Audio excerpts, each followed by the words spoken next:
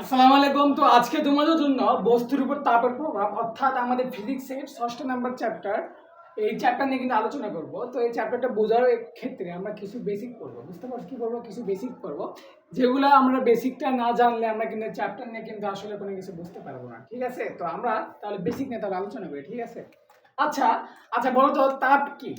তাপ তাপ হলো এক প্রকার শক্তি। কি বললাম? এক প্রকার শক্তি। আচ্ছা, তাপ আর তাপমাত্রা কি সেম?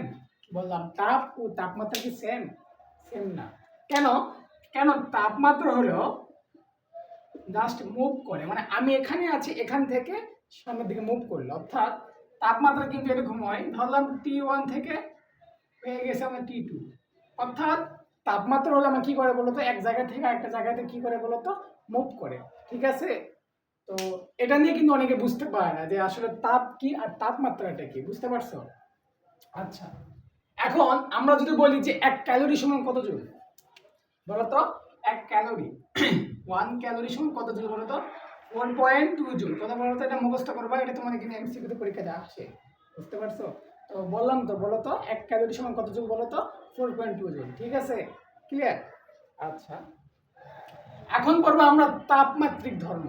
কি পড়বো বলো তো? তাপমাত্রিক তাপমাত্রিক ধর্ম। আচ্ছা বলো তো তাপমাত্রিক ধর্মটা কি?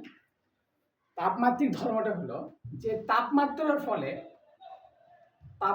ফলে যে পরিবর্তনটা ঘটে, সেই ধর্মটি হলো আমাদের তাপমাত্রিক ধর্ম।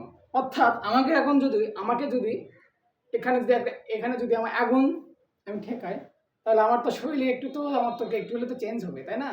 মানে আমার খুব গরম লাগতেছে বা জ্বলতেছে বা ফোসকা পড়ে যাচ্ছে, সেম কাইন্ডলি। অর্থাৎ থার্মোমিটার, তাহলে তাপমাত্রিক ধর্ম কোনগুলো বলতো? থার্মোমিটার বা ঘনত্ব বা আয়তন, এগুলো হচ্ছে আমাদের তাপমাত্রিক ধর্ম। কি বললাম? থার্মোমিটার, কি বলতো? থার্মোমিটার, তারপর তোমার কি বলতো?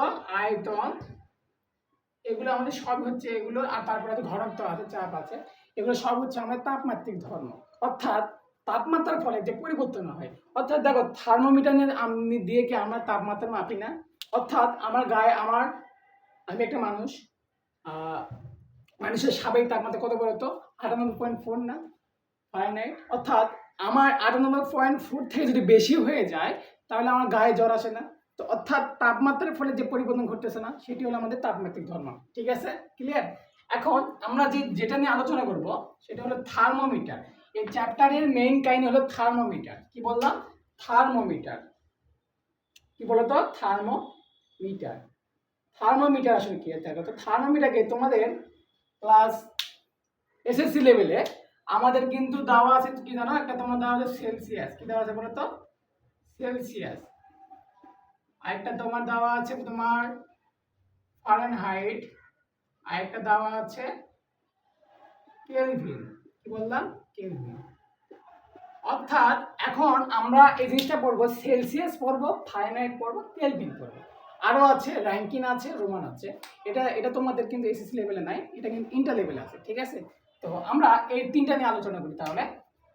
Celsius, Fahrenheit, Kelvin. অর্থাৎ আমি একটু টান দেই, দেখো তুমি একটু মনোযোগ দিয়ে দেখো এখানে কি আমি কি বুঝাই দিয়েছি, দেখো। আচ্ছা, মাঝখানে আমি সি নিলাম, কারণ সেলসিয়াসকে সি দ্বারা প্রকাশ করা হয় না বলো তো?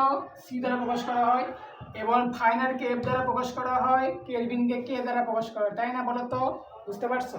অর্থাৎ আমি আগে একটু লিখি, তারপর তোমরা বুঝতে পারবে। ঠিক আছে, আচ্ছা 0 লিখলাম, 100 লিখলাম, 32 লিখলাম, 212 লিখলাম, এটা লিখলাম 273, এটা লিখলাম 373। অর্থাৎ এটা মানে কি জানো? আমি বলি, আমাদের যে মানুষের যে আমাদের জ্বর হয়, আমরা কিন্তু ফারেনহাইট হিসেবে মাপি না বলো তো? যখন ফারেনহাইট স্কেল, যখন আমি দেখো আমার গায়ে জ্বর আসছে, আমি কি করি? আমার জিভার নিচে কিন্তু দিয়ে আমি কিন্তু দেখি যে আমার জ্বর কিরকম আসছে। তখন ওই স্কেলে আমার সর্বনিম্ন যে তোমার যে স্থিরাঙ্ক আছে, সেটা কিন্তু 32, বুঝতে পারছো? আর এটা কিন্তু ঊর্ধ্ব স্থিরাঙ্ক। কি বললাম? ঊর্ধ্ব স্থিরাঙ্ক, বুঝতে পারছো? এটা তাহলে তুমি বলো তো নিম্ন স্থিরাঙ্ক, এটা নিম্ন স্থিরাঙ্ক, এটা নিম্ন স্থিরাঙ্ক। এখন বলতে পারে যে ভাইয়া বা আপুরা দেখো, বলতে পারে যে কোন মানে ফারেনহাইটের কোন তাপমাত্রায়, না ফারেনহাইটে কোন তাপমাত্রা আমাদের নিম্ন স্থিরাঙ্ক? 32 না? আবার বলে কেলভিনে নিম্ন স্থিরাঙ্ক কত 273, আবার বলে যে হচ্ছে কেলভিনে ঊর্ধ্ব স্থিরাঙ্ক কত বলো তো 373। ক্লিয়ার? এবং আবার আমরা কিন্তু বারবার কিন্তু সেলসিয়াস নিয়ে কিন্তু বেশিরভাগ কিন্তু আমরা প্রত্যেকটা চ্যাপ্টারে কিন্তু নিয়ে কিন্তু এটা নিয়ে কিন্তু আলোচনা করি। সেটা হলো কি যে সেলসিয়াসে আমরা বলি না যে বরফের গলনাঙ্ক কত বলো তো 0 ডিগ্রি না। এখন যদি বলে বরফের গলনাঙ্ক ফারেনহাইটে কত হবে 32 হবে না, কারণ এটার সাথে এটা কিন্তু অ্যাডজাস্ট একই না।